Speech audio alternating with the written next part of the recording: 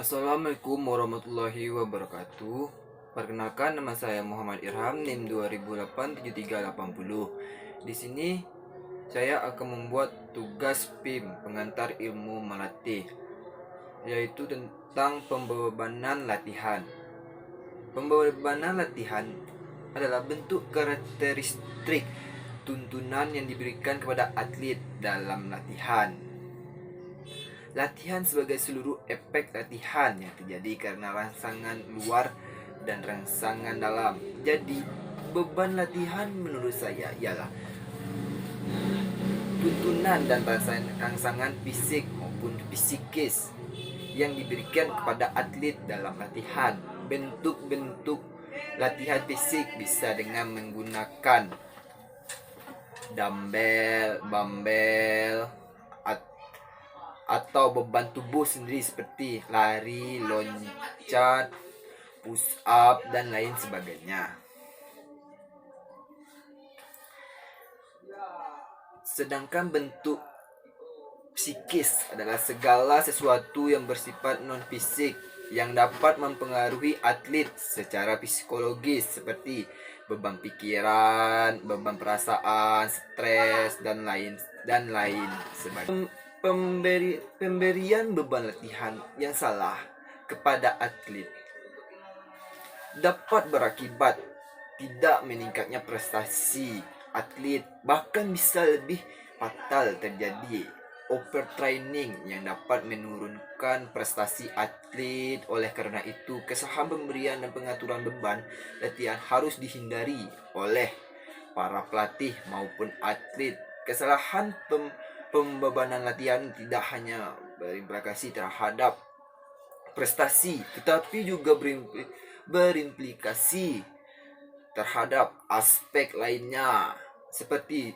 pemborosan tenaga, waktu, dan lain-lain. Jenis-jenis beban latihan. Beban luar ditentukan oleh bentuk latihan yang berkaitan dengan intensitas, volume, interval, durasi, frekuensi, repetisi, set, irama, sirkuit latihan, dan densitas latihan.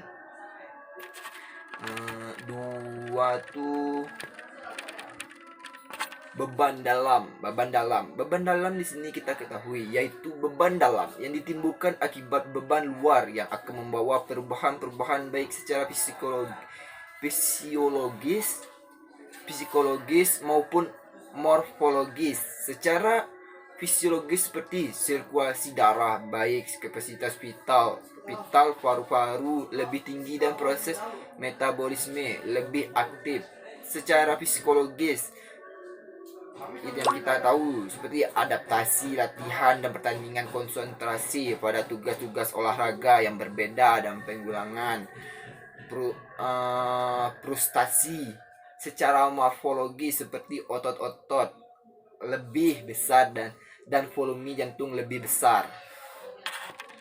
Di sini saya dapat menyimpulkan, dalam memberikan pembebanan latihan kepada atlet, sebaiknya pelatih mempelajari apa yang harus dilakukan terhadap atletnya, sehingga kedepannya dapat memberikan performa yang meningkatkan atlet tersebut. Prestasi olahraga optimal dapat tercapai bila proses latihan diterapkan secara sistematis.